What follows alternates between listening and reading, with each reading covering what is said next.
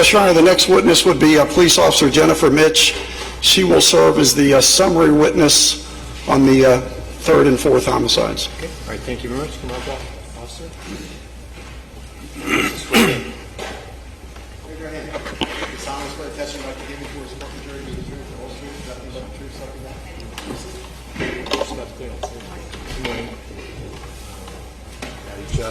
Just keep the voice up. Okay. Yeah, probably a little closer. All right. Is that good? Sounds very good. Thank you. Sorry.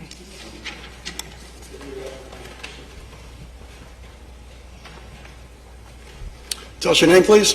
Jennifer Mitch, M-I-T-S-C-H. How are you employed? I'm a police sergeant with the City of Cincinnati Police Department. How long have you been with the Cincinnati Police Department? Just over 20 years. And give us your history with the police department, if you could, please, Sergeant Mitch. Sure. I started in 1998, and I was assigned to District 2 Patrol. From there, I went to the Violent Crime Squad at District 2. From there, I spent a couple years in the Personal Crimes Unit at CIS. From CIS stands for what? Criminal Investigation Section. Thank you. From there, I went to the Homicide Unit, where I spent about 11 years prior to promoting to Sergeant, and now I'm back on patrol in District 2. What years were you in the homicide squad? I was in the homicide from 2006 until 2017. And you're familiar with, and you did some work on a number of homicides that were here on during this trial, is that correct? Yes, sir. With reference to the homicide of Kim Roloson, you understand your role as a summary witness in this case, is that correct? Yes. When was Kim Roloson born? She was born on October 21st, 1981. And at the time of her death in 2006, how old was she? 25.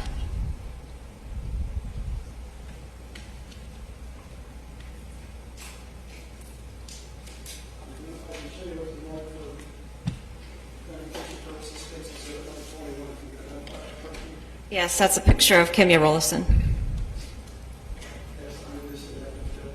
Any objection? No. State's Exhibit 21 will be admitted.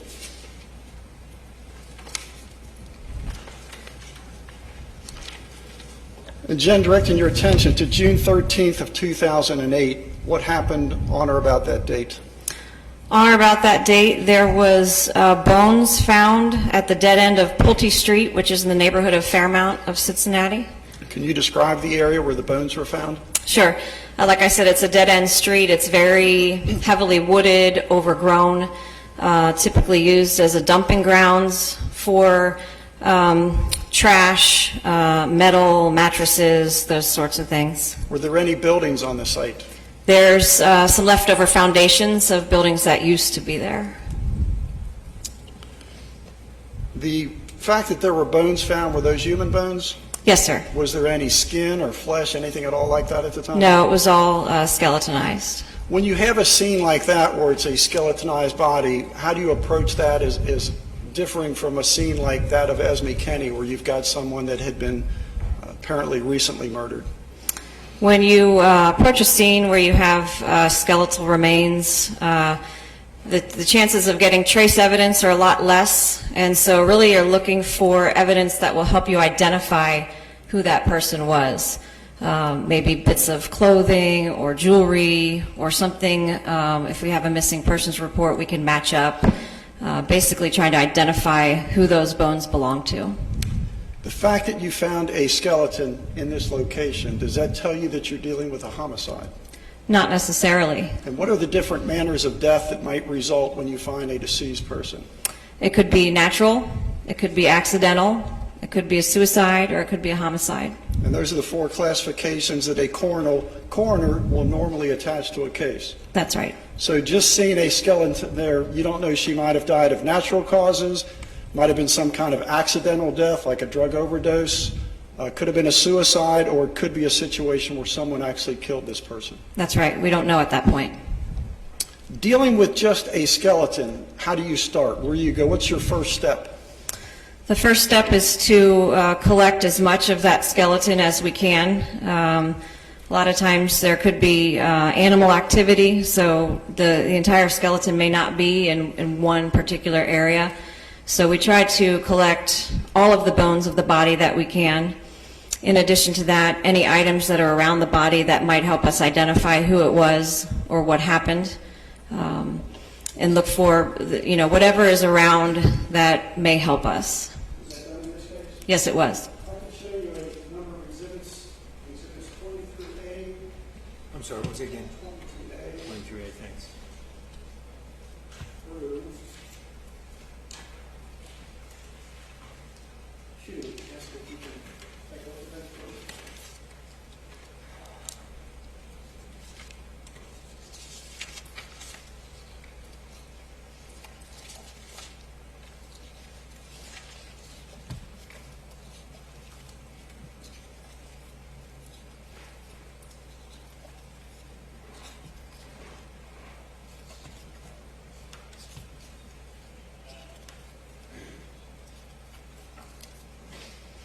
So these are photographs of the crime scene on Pulte, and including placards and evidence tape. And this is a diagram. Excuse me? This number 22P as in Paul and 22Q as in Queen are diagrams that were done by a criminalistics unit of the area. 22A through 22O are photographs of the crime scene. Do they clearly depict what the police officers found out like that? They do. At this point, we would ask to do this in evidence. 22A through Q? Yes, sir. Okay, any objection? Okay, 22A through Q will be admitted. Judge Bennett, you also approach the Alamo and display this. Yes, sir. Just keep your voice up so everybody can hear you, please. Thanks.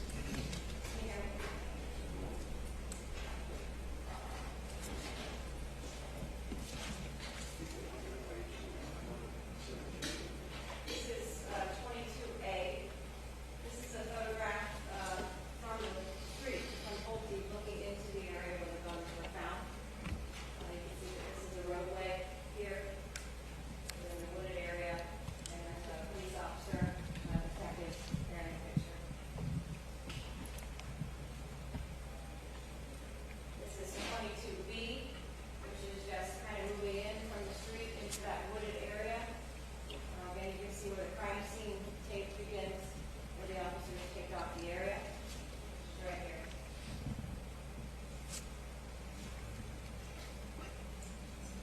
Moving in some more, this is 22C. And this is more of the crime scene area. You can see the crime scene tape, and you can see where there is a placard here. You can see crime scene tape on the other side as well. Again, moving in, this is 22D. This is a close-up picture. You can see the crime scene tape, placard number 1, and the entire look right here.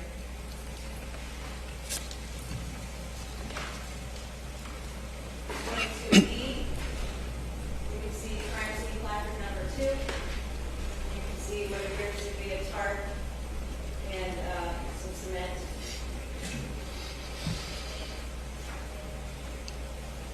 Photograph 22F is placard number 3, and what appears to be human bone, a leg bone.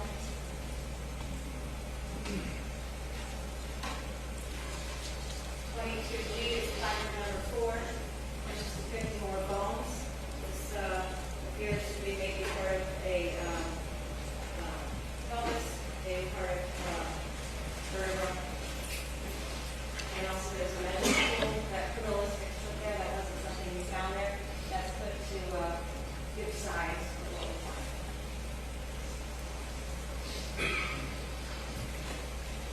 Photograph 22H is placard number 5, where there's a human skull, and again, that measuring tool.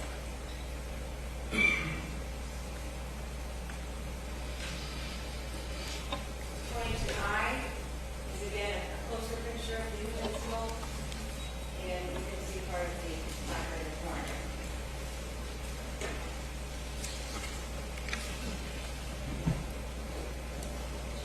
J is placard number 6, which is next to 2. It was in what? 2. Okay.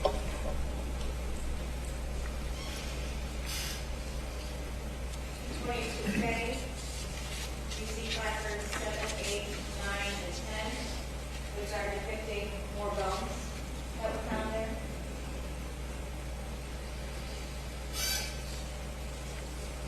22L appears to be a photograph of another leg bone, and that's plaque number 7.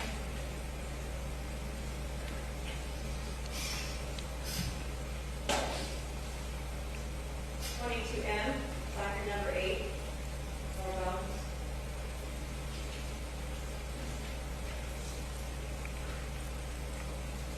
Close up with placard number 10, more bones. Appears to be some vertebrae and ribs.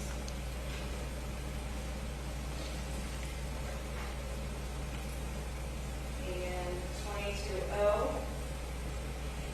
appears to be part of the jawbone and teeth.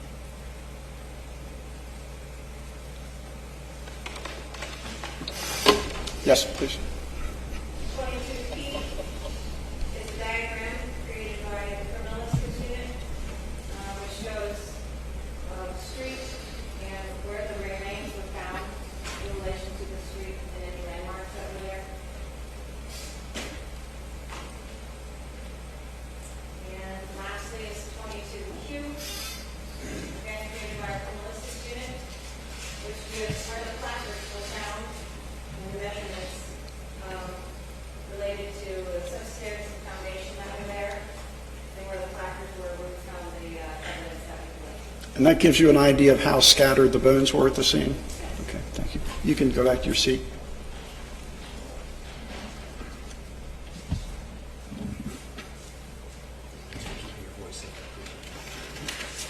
So at this point, you know you have a deceased person and you know that it's human. That's about all you really have at that point. Is that correct? That's right. What was your next step in this investigation? So in this investigation, we contacted Dr. Beth Murray, who is a forensic anthropologist who's experienced in identifying bones.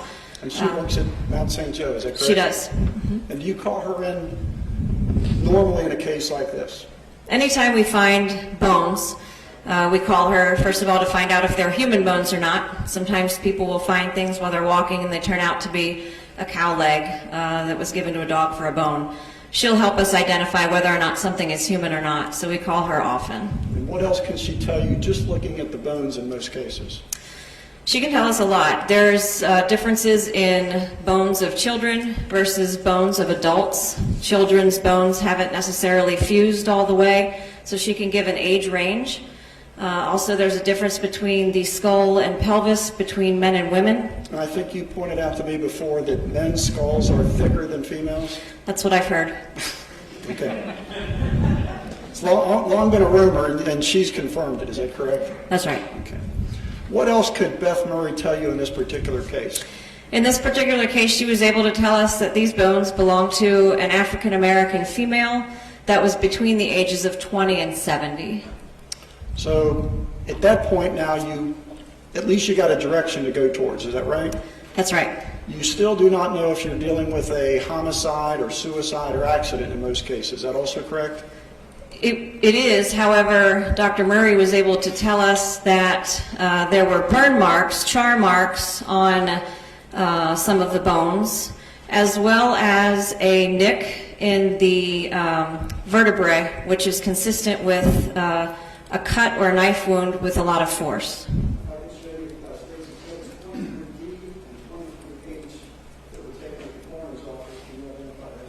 Sure. These are photographs of bones at the coroner's office, which were examined by Dr. Murray. Same bones that were found at the scene. Yes. Judge, I believe there is a stipulation from the defense that the bones found at the scene are indeed the remains of Kim Roloson. Is that correct? We will stipulate that. All right, thank you. No objection to the 23 DNA. That is correct. This will be admitted. Come back to the young man and explain what we see here.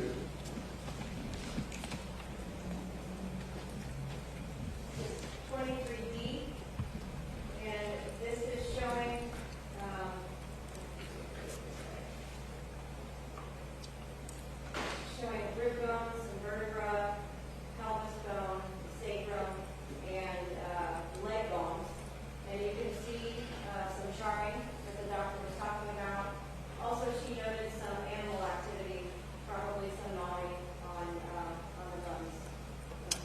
And the other exhibit? The other exhibit is 22H. And that was a neck vertebrae, I believe? This was a neck vertebrae, and in 23H right here is the neck, the cut in the bone that Dr. Murray said was consistent with a knife and force. So in the past, we're talking about, we don't know what this is, but based on a knife wound to the neck, all the way through the vertebrae, this one is treating this one. Yes.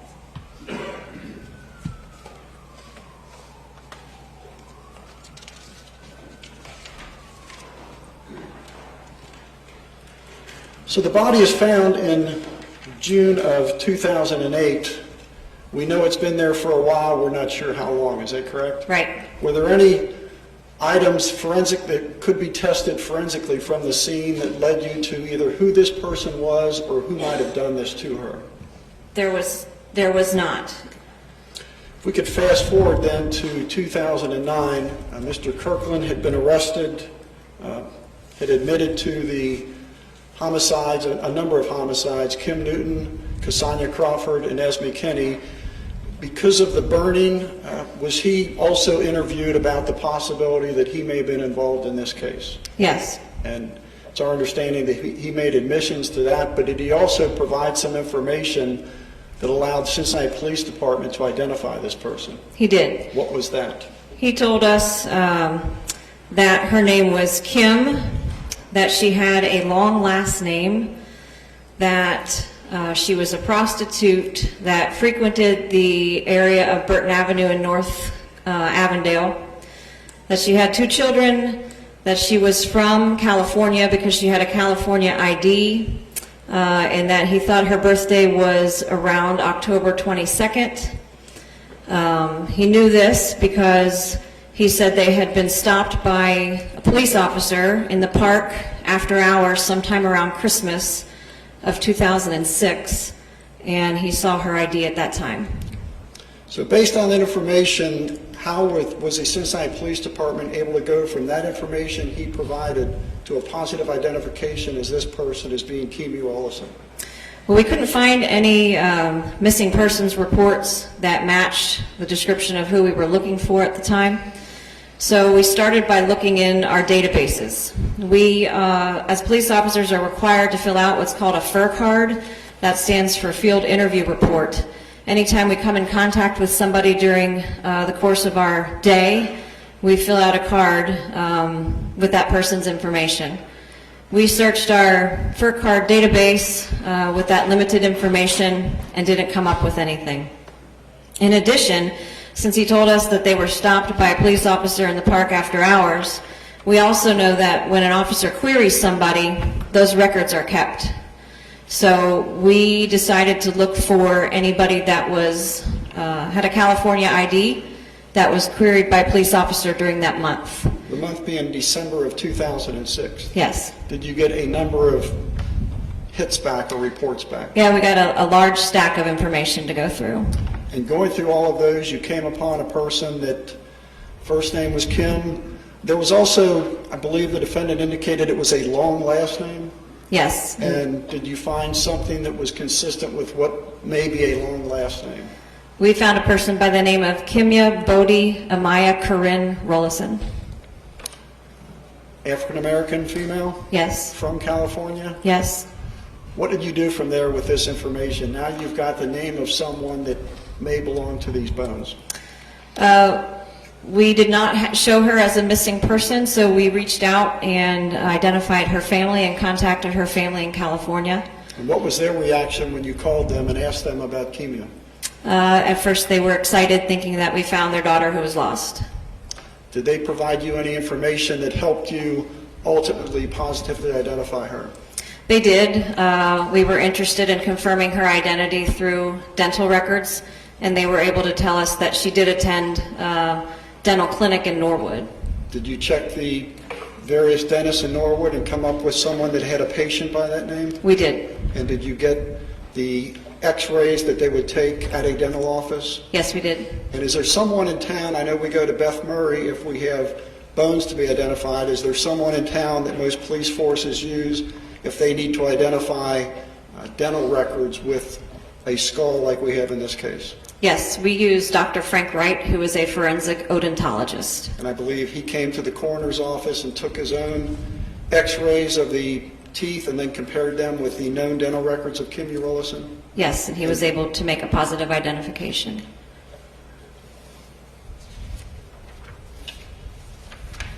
We could switch gears then, Jen, and move on to the homicide of Esme Kenney. You're also going to provide the information of the various police officers and criminals put on that case. Is that correct? That's correct.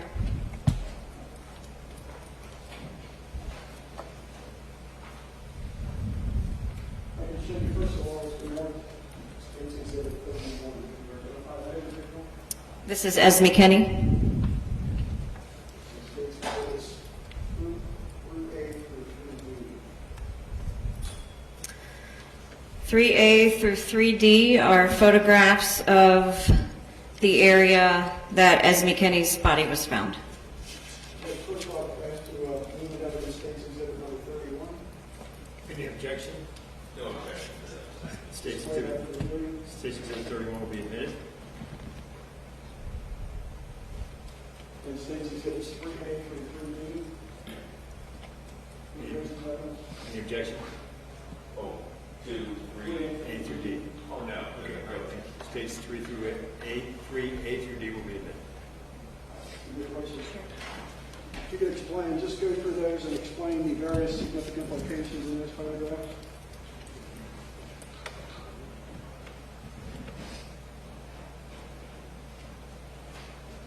Is a aerial photo which is taken from a helicopter, which shows Esme's home, Winton Ridge Lane, and Water Tower across from her home, across the street on Winton Ridge Lane. That's 3A. 3B is another aerial photo which depicts the water tower. And that is looking at the west side. This is looking at the west side. This is the north.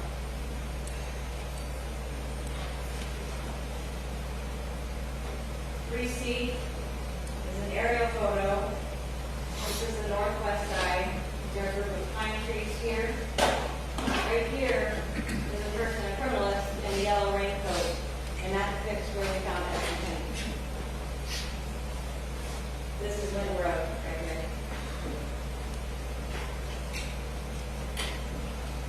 This is 3D. Again, this is the northwest corner, a group of pine trees. And right here, there's an abandoned home that you can see in the picture. And that's the water reservoir.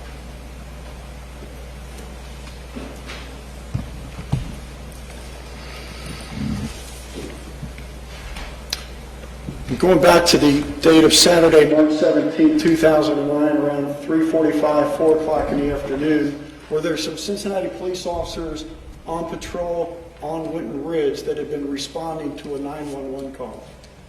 There were officers that were responding to an unrelated call en route there, and they passed a woman on Winton Ridge Lane that appeared to be distraught. However, they were on their way to another priority run and continued on. And was that woman that they saw that appeared to be distraught in close proximity to that reservoir you identified? She was. After they finished with that run, did they get another 911 run? They did. They were dispatched to Esme's house for a report of a missing person. And did they come upon there the same woman that they had seen a short time earlier that appeared to be distraught? That's correct. They recognized her as the woman they saw. And she had made that 911 call. Yes. Was her husband there at the time? He was. He was up near the reservoir searching for Esme. And what information did Lisa Kenney, the mother, give these officers that were responding to the 911 call? She told them that Esme had gone for a jog around the reservoir and typically wasn't gone long. She hadn't returned, and that was very unusual for her, so she was concerned. She gave them information as to where she went for her run and what she was wearing. She gave them a description of Esme. It's a possible missing report, is that correct? That's right. And what are the possibilities in a situation like this where someone left their house, apparently just went across the street and now they're home? The possibilities are endless at this point. Could be that she's hurt somewhere. It could be that she came back home and mom didn't know. It could be that she was abducted. It could be that she ran away. At this point, we don't know. What did these two officers that had responded there, got the information from Lisa Kenney, what did they do from that point on? They spent a couple of hours searching the area. They searched the wooded area near the reservoir, around the tree line. They searched that abandoned, the vacant home that you saw in that picture. There was also a dilapidated, partly fallen down barn that they checked. They also returned to the residence and searched Esme's residence in the event that she came back home. And there was a pond in their backyard. They looked in that area. They looked in all the places they could think of to look, and then continued to make the report. How much time did they spend doing that, to your knowledge? Several hours. And at the end of that, they had nothing, and they basically told the family, I believe, that we're going to put out a missing report. We'll keep you posted. You keep us posted. Right. And they obtained a picture of Esme to put with the report so that could be put out. Moving forward to later that evening, do you know an officer, Jennifer Ernst? I do. What is her position with the Cincinnati Police Department? She is now retired. At the time, she was a canine handler. And how many different types of canine squads or dogs do you have in the department?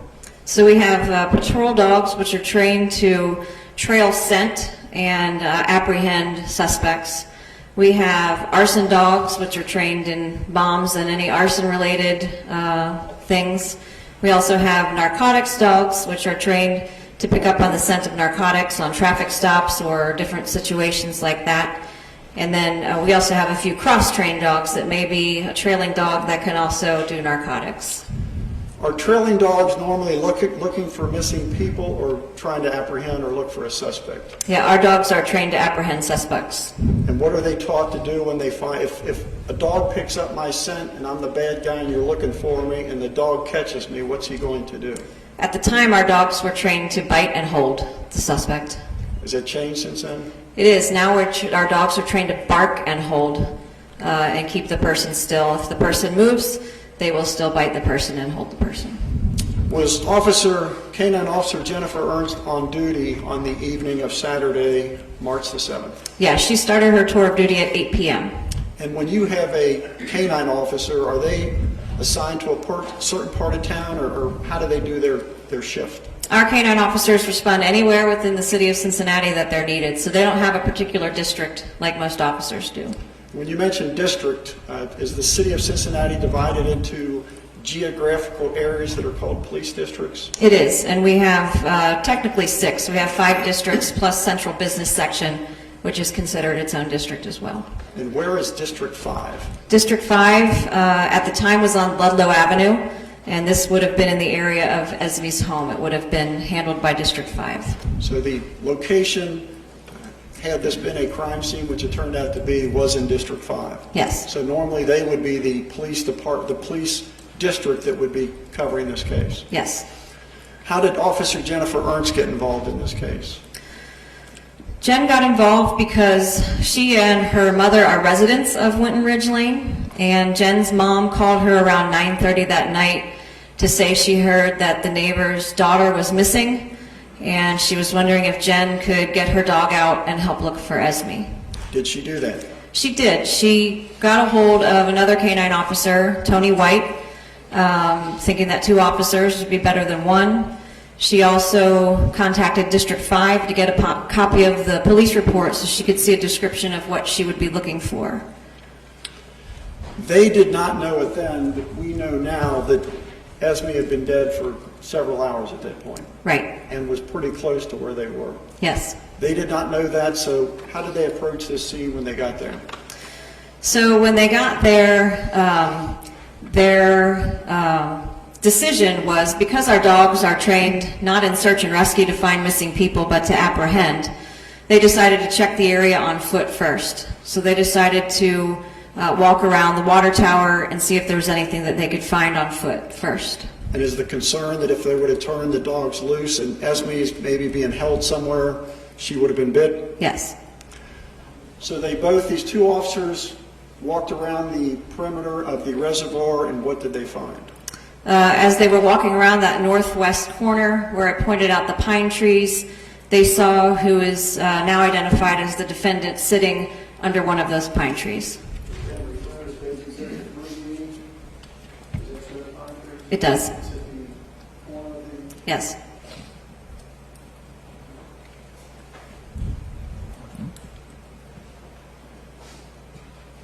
And the defendant that they saw at that time was Anthony Kirkland? Yes, You see him here in court? I do. He's sitting at the defense table with a striped shirt and red and blue tie.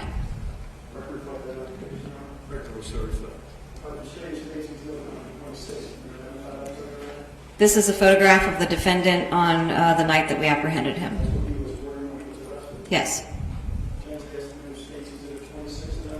Any objection? No objection. Thank you. State's Exhibit 26 will be admitted. So they approach Mr. Kirkland. He's in the one corner, sitting under the tree. Did they ask him to identify himself? They did. They flanked him. They didn't know who they had there. They started a conversation with him. Officer White was able to see two knives sticking out of the top of the defendant's left pants pocket. Yeah, this is a picture of two steak knives in a evidence container. So that's how they appeared after they'd been collected and put in the evidence. Yes. At that point, did they pat him down and search him? They did. At that point, because they already had weapons involved, they continued to pat him down. This is a pocket knife, which is extended, and a Leatherman tool. Was also in his pocket? Yes.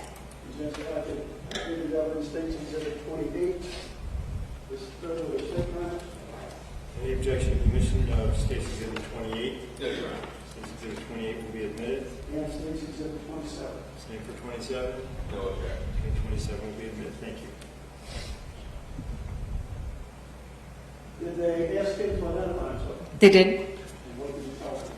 He told them his name was Anthony Palmore, and they asked for a date of birth and a social, and he gave them that information, which they then queried on our query channel, and it was not coming back to anything. Doesn't come back, it means he Most likely the person's lying, or they've never had any contact with the police. did they decide to place him under arrest at that point? At that point, they placed him in handcuffs and detained him until we could figure out who he was, and they continued to pat him down. Did they find anything else during this pat down?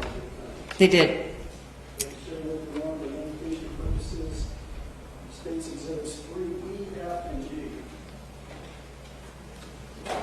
3E, F, and G are photographs of what was taken out of his right pocket. What are those items? The 3C is purple watch. I'm sorry, reading glasses.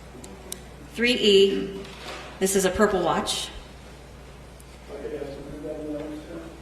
It's 3. Any objection to 3E? Yes, sir. 3E will be admitted. 3F is an iPod and earphones. And 3F is the back of the iPod 3G, and it's the back of the iPod taken out of the case, and it says property of Esme L. Kenney. Did they ask for the 3F and G? Any objection? No objection. Thank you. 3F and G will be admitted.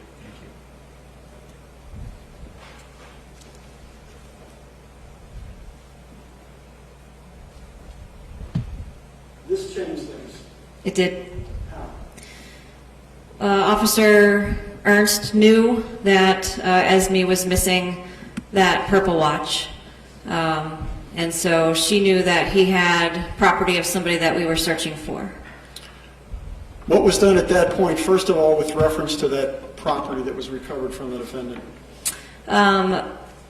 They asked him where he got the property, and he pointed in a direction to the south and said he found it.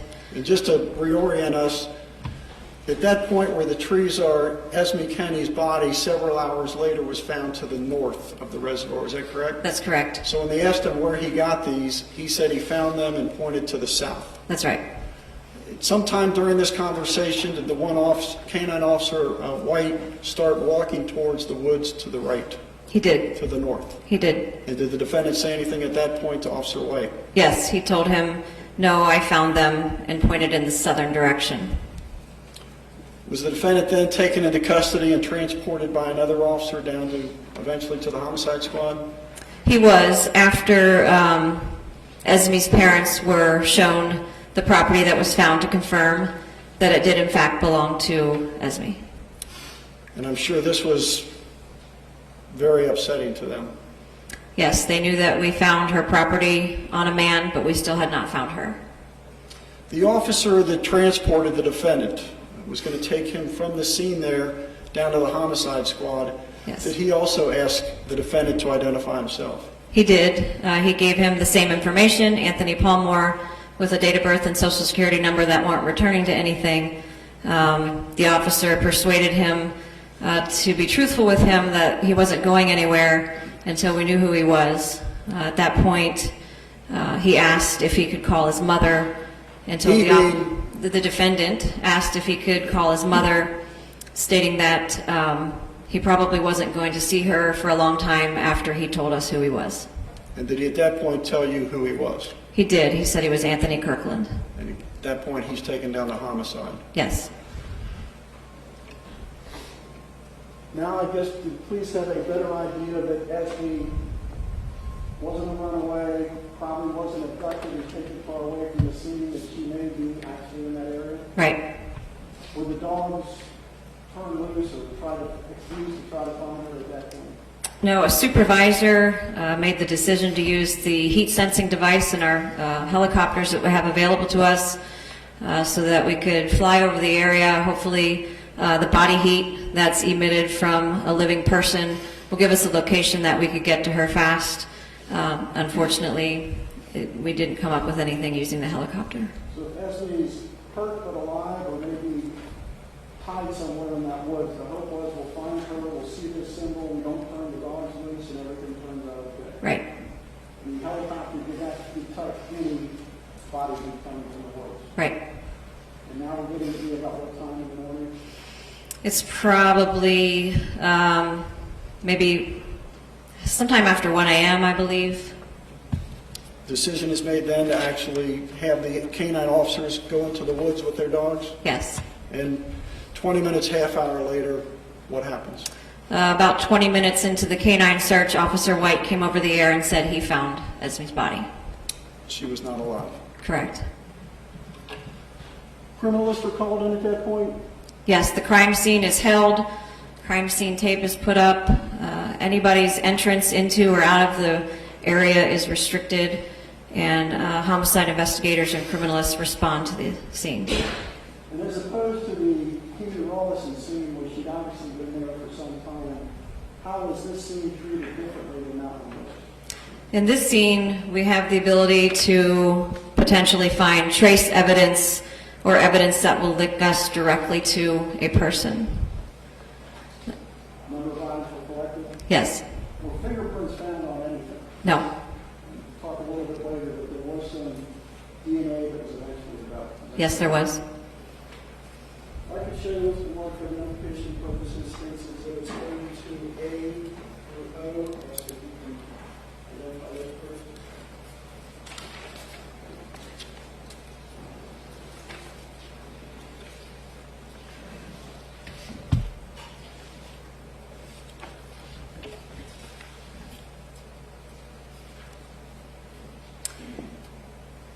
These are exhibits 32A through O, and they are pictures of Esme Kenney's crime scene. There was found the fifth house she was found that morning. Yes. Judge, I guess we would have this 32A through O. Yes. Thank you, Judge. We'll stand on prior. Okay, all right, thank you. State's exhibits 32A through O will be admitted. Judge, I believe there is a stipulation that all of those photographs are Aretha. Those photographs that depict a body in those woods are the same person as contained in State's exhibit number 31 as contained. We will so stipulate. Okay, thank you. Judge, I'd like to have Officer Ernst again first. Yes, sir. You're going to keep identifying This is photograph 32A. And in this photograph, this is a detective here, but this is the brush, gives an indication of how heavily wooded and thick the area was. And you can see Esme's leg.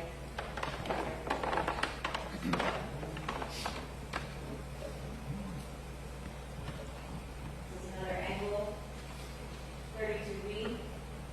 This is another angle, side view of Esme. Where she's at.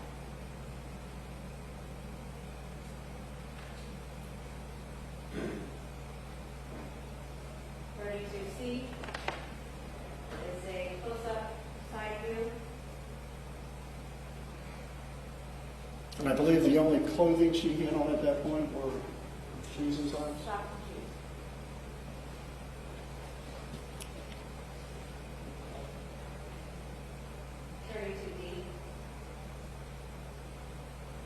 This is a view of Esme's body again, where you can clearly see burn marks.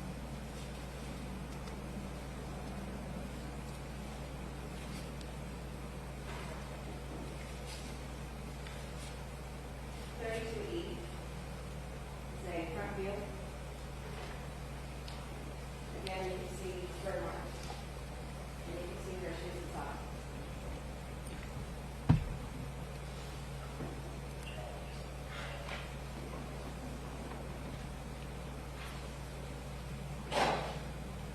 Another view.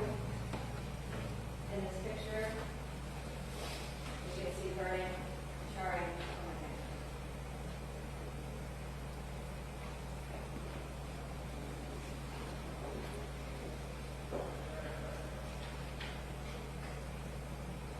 G, another photo of Esme with the charring.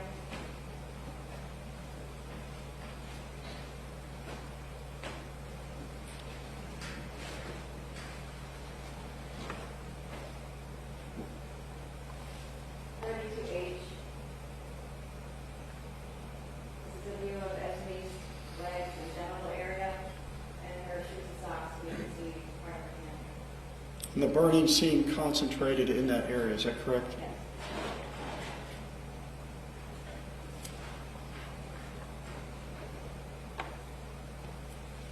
This is a photograph of Esme's feet with her shoes and socks. You can see how her feet are sitting, and you can see the pattern on the bottom of the shoe. And I believe those shoes were collected and used to try to make some identifications later, is that correct?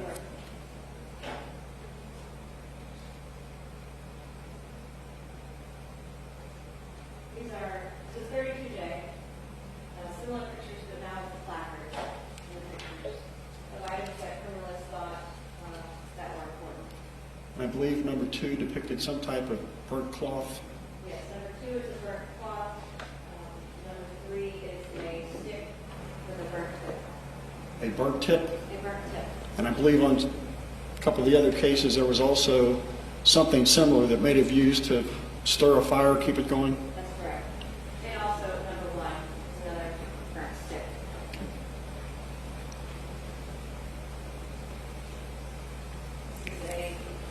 This is 32K. It's a close-up, including factors number 1 and 2. Number 2 is a burnt cloth.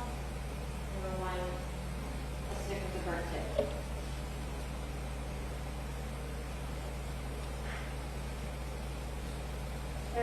L is a close-up of plaster number 3, the stick.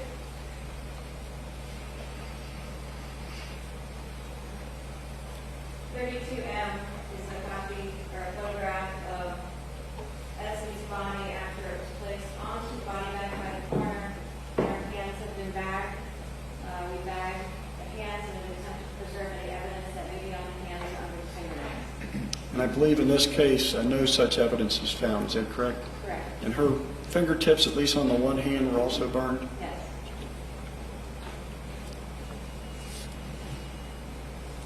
N is an overview picture with our lights that have been placed there. It's very dark, and you can see the canopy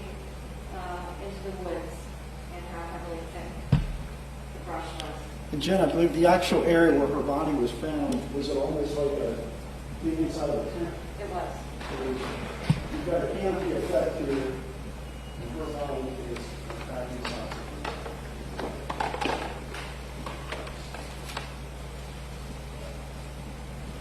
Is a picture of a blue broomstick that is stuck in the ground. We photographed that and took that as evidence in the event that it served as a marker for somebody if they wanted to come back to the area. How close was that to Esme's body? Was it in the same general area? It was in the general area where you might enter the woods to get to her. So the thought was, whoever killed her and burned her, if they needed to find the body to finish the job, that was a marker. Right.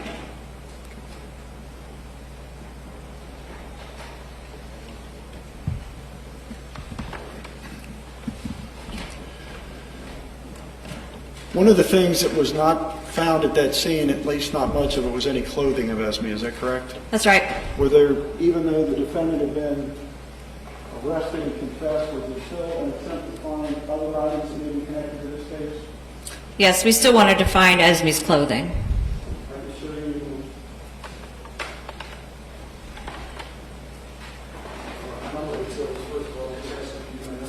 Sure.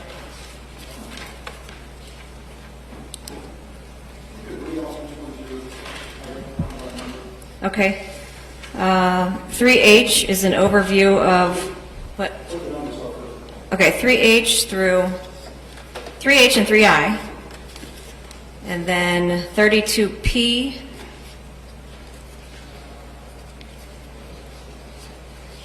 Through 47C. Do those all fairly accurately depict the items that are on this photograph? They do. Evidence, states exhibits 3H and 3I. Hold on a second, hold on a second.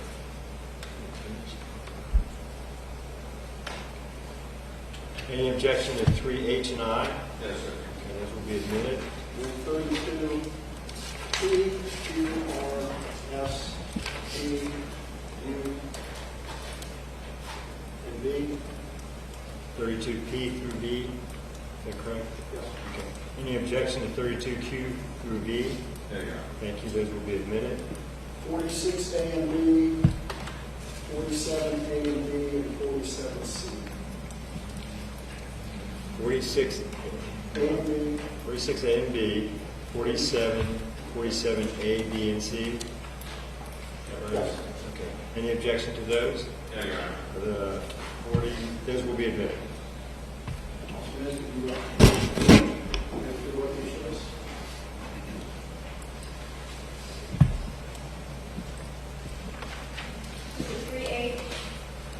is an aerial photograph of Clinton Road. This is a crime scene van. This is a criminal in the raincoat. And this is Clinton Road. And some of the items that were found connected to this case are found actually where? Some of the items that are found in this case are feet going up Clinton Road, and also in this area of this, what was then an abandoned closed store and billboard area. Okay.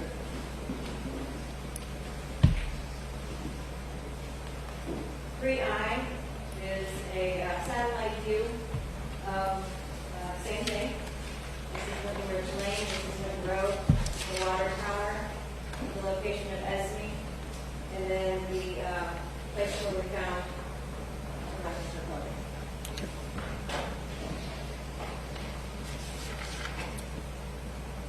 So, in that aerial picture where I just pointed out the crime scene van, that's the crime scene van. And these are placards going up Lincoln Road where pieces of burnt clothing were found.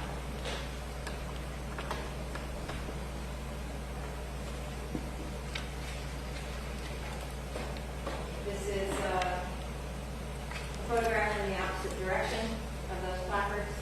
What's the number? That was collected. What's the number of that one? This is 32Q, and it is indicating placard 7, 8, and 9.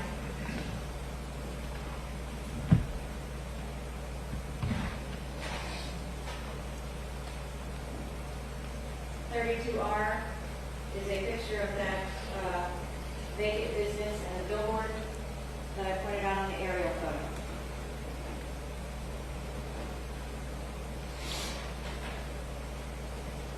(32S), this is in the rear of that vacant business. And here we have several placards, and these are indicating items that we collected from that area.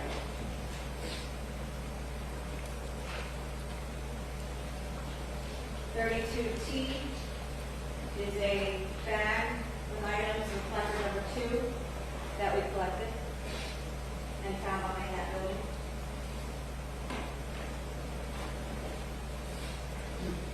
(32U) is placard number 3, which is a pair of jeans, and in the area where a belt would be is the cord to Venetian blind.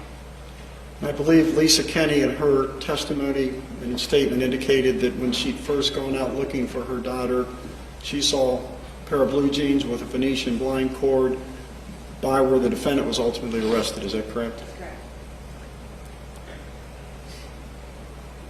32B is a picture of those same jeans at the criminalistic unit with a label.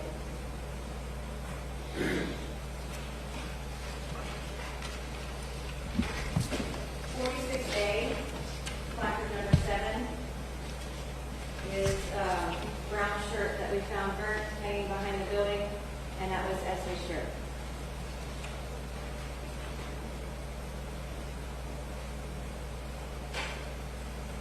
(46B) is a picture of that shirt at the criminalistic unit with a label and a measuring tool, which shows that her shirt was burnt and had been cut.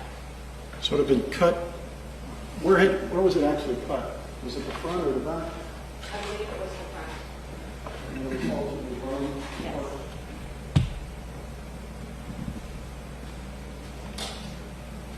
(47A) depicts placards 17 and 18, which is also in the area under the billboard, where you have 2 Budweiser bottles which have been unopened, and another bag with items that we collected.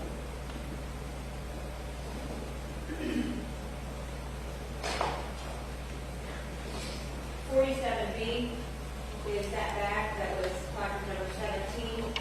Inside that bag were Esme's sweatpants, and inside that pocket was her underwear.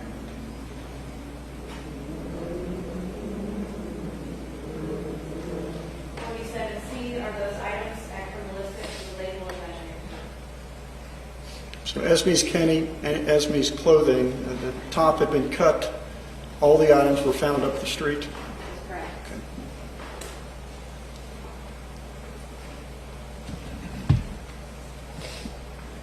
You earlier mentioned the shoes of Esme Kenney. Were the defendant's new shoes also recovered? They were. Are you able to know states that Yes. That's a photograph of the defendant's shoes. So there are a number of shoe prints seen at the scene and photographed. There was. Sure.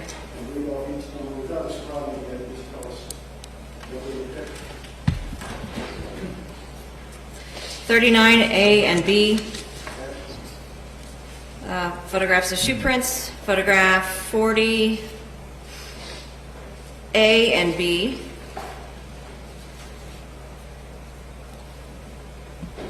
Get them out of order. 41A, B.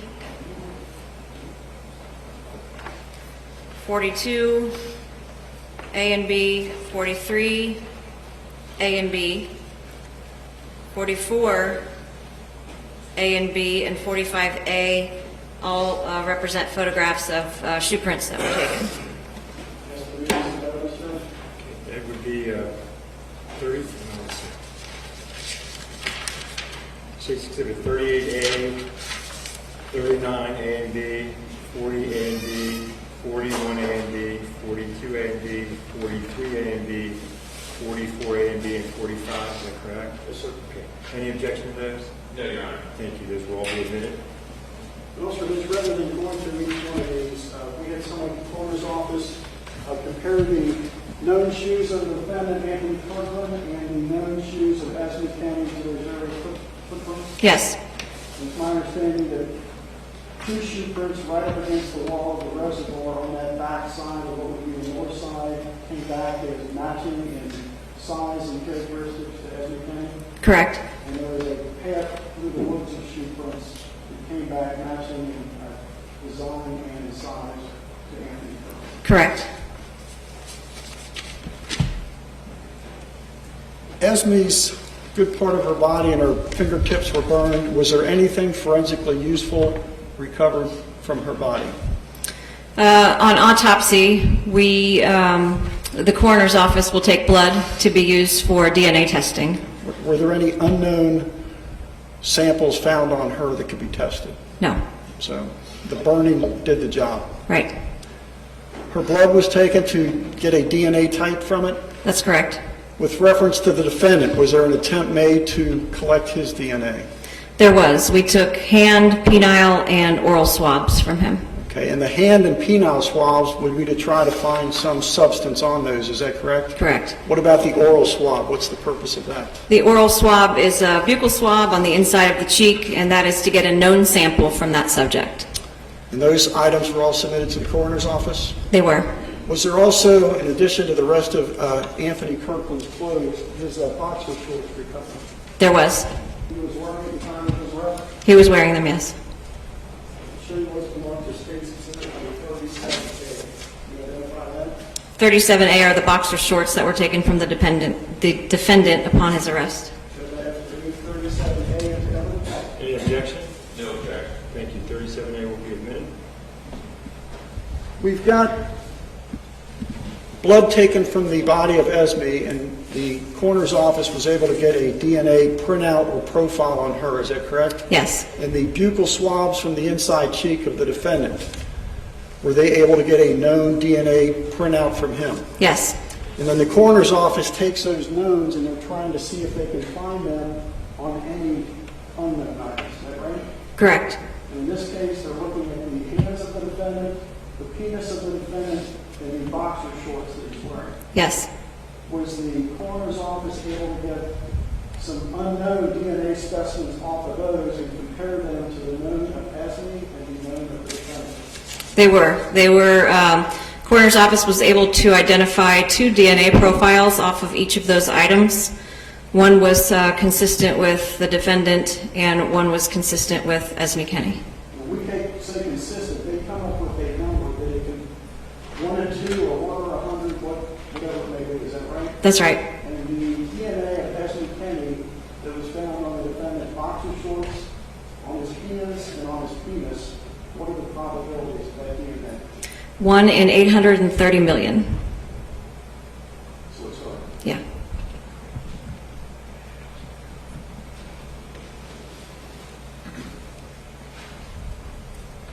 No other questions of this witness, Your Honor? Thank you. Is everybody okay? Anybody need a break? Would you please stand up? You guys take a break for a little bit, just stand up. Yeah, everybody else can stand up too if you like. Okay, we'll just take a short break here. You okay?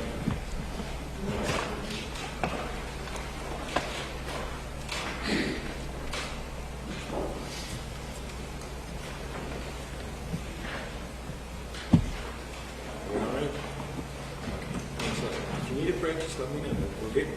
We'll do one in a little while. How's that? Okay. Cross-examination? Thank you, Your Honor.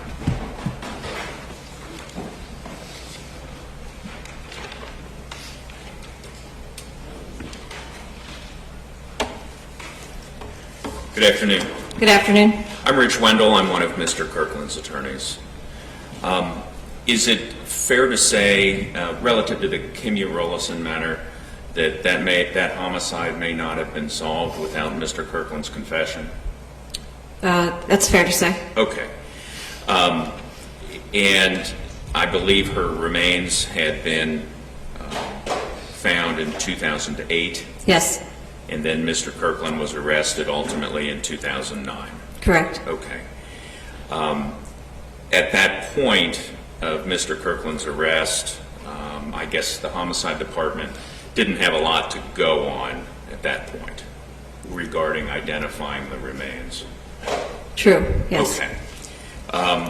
So I know there was an age range, but it was rather significant. Potentially the body was that of someone 20 to 70 years of age. Yeah, it was a wide range. Right.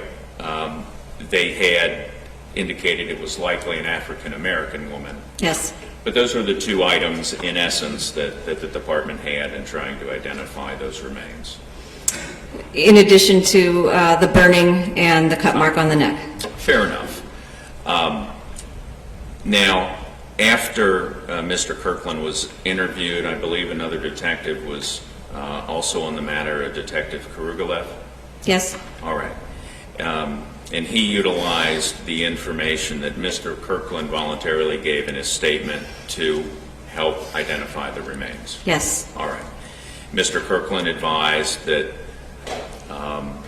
the individual he knew as Kim was African American, yes, and that was correct. yes, Right. In her 20s, yes, that was correct. yes, A long last name, or seemingly a name that appeared to be long. correct, All right. With a California identification. yes, She also gave some information personal to her. For example, she had 2 children, yes, and that turned out to be accurate. correct, All right. He indicated that she actually had lived on or frequented the area of Burton Avenue in North Avondale. correct, And ultimately, that was quite a significant piece of information for your department as well, correct? yes, All right. In other words, she had, your department noted multiple contacts with her in that area of Burton in North Avondale. correct. All right. So that helped you identify her. It did.